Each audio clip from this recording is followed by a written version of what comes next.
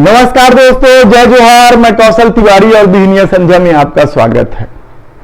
देश के प्रधानमंत्री नरेंद्र मोदी की बिगड़ती छवि या चुनाव में काम नहीं आने वाली छवि से पहले ही परेशान राष्ट्रीय स्वयंसेवक संघ अब विपक्ष की पटना में होने वाली बैठक को लेकर बेहद ही परेशान है और आरएसएस के बड़े नेताओं की नींद उड़ी हुई है, कहा जाए तो गलत नहीं होगा। हालांकि भारतीय जनता पार्टी के अध्यक्ष जेपी नड्डा इस बात को मानने को तैयार नहीं है कि मोदी का चेहरा अब चुनाव जिताने के लायक नहीं है।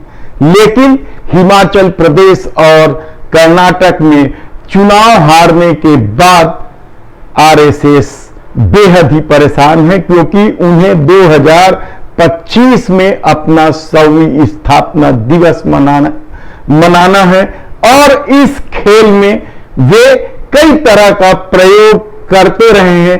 लेकिन क्या पटना में आयोजित बैठक के बाद ये सारे खेल खत्म हो जाएंगे? ये पहला सवाल है। दूसरा सवाल ये है कि क्या सचमुच देश के प्रधानमंत्री नरेंद्र मोदी के सहारे अब चुनाव जीतना मुश्किल हो गया है?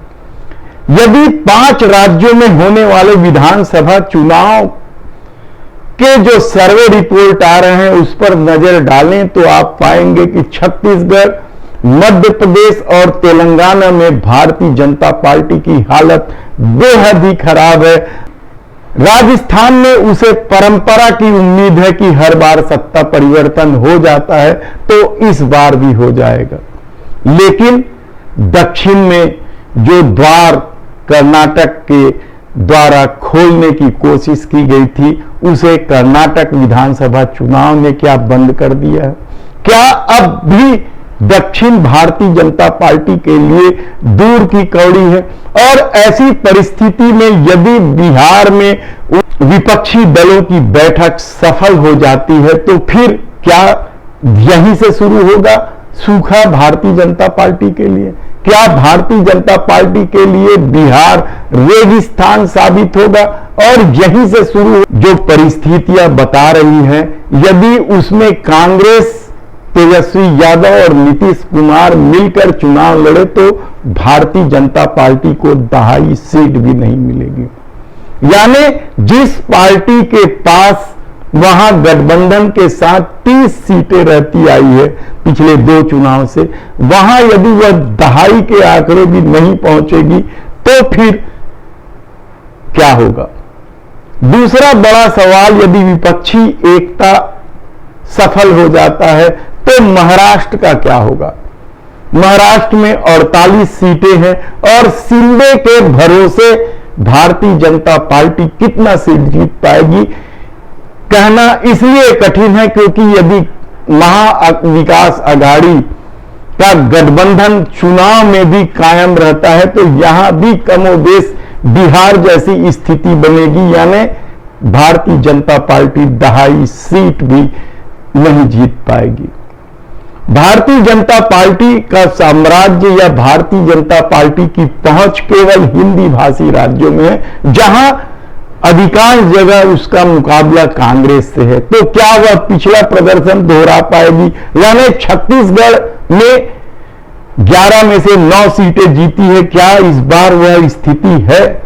मध्य प्रदेश में 29 में से 28 सीटें जीती है, क्या वह परिस्थितियां 2024 में रहेगी? राजस्थान की सभी सीटें उसके पास है, गुजरात की सभी सीटें उसके पास है, दिल्ली की सभी सीटें उसके पास है। यही स्थिति हरियाणा, हिमाचल प्रदेश, झारखंड, उत्तराखंड, उत्तर प्रदेश सब जगह है, जहां उत्तर प्रदेश और बिहार को छोड़ के अमूमन सब जगह कांग्रेस से सीधा मुकाबला है।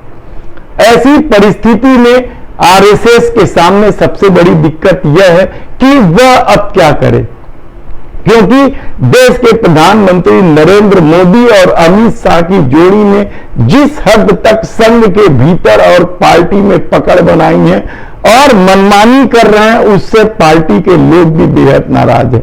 कितने ही लोग किनारे कर दिए गए।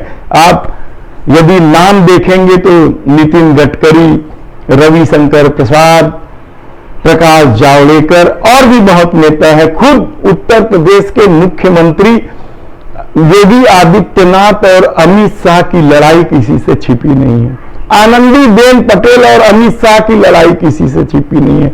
ऐसी विषम परिस्थितियों में क्या कश्मीर फाइल या द केरला स्टोरी के तर्ज पर अजमेर और इसी तरह की 72 हूरे जैसी फिल्में बनाकर क्या चुनाव जीता जा सकता है? संघ प्रयोग करने में हमेशा ही माहिर रहा है और वह नया नया प्रयोग करता है। ऐसे में आदि पुरुष का भी प्रयोग एक हुआ है यह कहा जा रहा है, और यदि यह प्रयोग है तो यकीन मानिए कि इस मामले में भारतीय जनता पार्टी और आरएसएस के सामने दिक्कत बढ़ गई है। मनोज मुंतशिर जिन्होंने संवाद लिखा है वह किसी लंपट के संवाद से कम नहीं है, और अब वे बजरंग बली को भगवान मानने से भी इनकार करते हुए कहते हैं कि वे केवल राम भक्त है। यानी जिस बजरंग बली को लेकर देश के प्रधानमंत्री नरेंद्र मोदी कर्नाटक चुनाव में हमलावर थे, क्या चुनाव हारने के बाद अब बजरंग बली को ये लोग भगवान नहीं मानेंगे?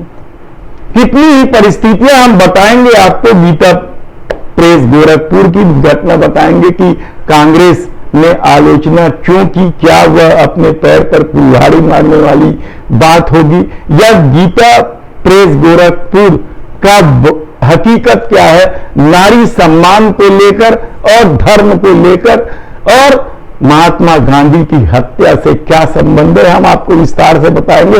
लेकिन अभी तो बिहार में स्थिति ये है कि यदि विपक्षी दल 23 जून को एक हो जाते हैं तो फिर आरएसएस किस तरह का प्रयोग करेगी, क्योंकि आरएसएस को हर साल में 2025 में केंद्र में अपने पसंदीदा सरकार चाहिए, यानी मोदी सरकार चाहिए। तो परिस्थितियां बदलते जा रही है। पार्टी के भीतर मोदी के खिलाफ भी आवाजें उठने लगी है, भले ही कोई खुलकर नहीं कहा रहा, लेकिन भीतर खाने से जिस तरह की चर्चा आ रही है उससे भारतीय जनता पार्टी के कई नेता खुश नहीं है। वही हाल छत्रपों का है। छत्रप भी किस तरीके से नाराज है किसी से छिपा नहीं है। कहा जा रहा है कि मध्य प्रदेश के मुख्यमंत्री शिवराज सिंह चौहान का मामला हो, या राजस्थान के पूर्व मुख्यमंत्री वसुंधरा राजे सिंधिया का मामला हो, या छत्तीसगढ़ के पूर्व मुख्यमंत्री डॉक्टर रमन सिंह का मामला हो, सभी तरफ मोदी ने जिस तरीके से दबाव बनाकर अपनी राजनीति साधी है या अपनी लकीर को बड़ा करने की कोशिश की है, तो ऐसी परिस्थिति में यदि देश के प्रधानमंत्री नरेंद्र मोदी के चेहरे को लेकर आरएसएस भी सवाल उठा रहा है, तो यकीन मानिए कि बिहार से जो रेगिस्तान शुरू होगा क्या वह पूरे समूचे हिंदी भाषी राज्यों में फैल जाएगा।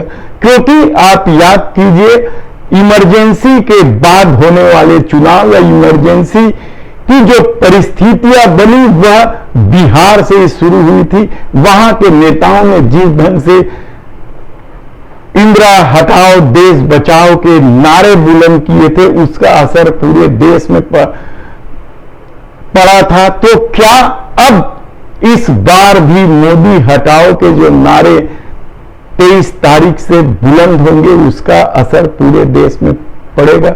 हम आपको विस्तार से सब कुछ बताते रहेंगे। धन्यवाद।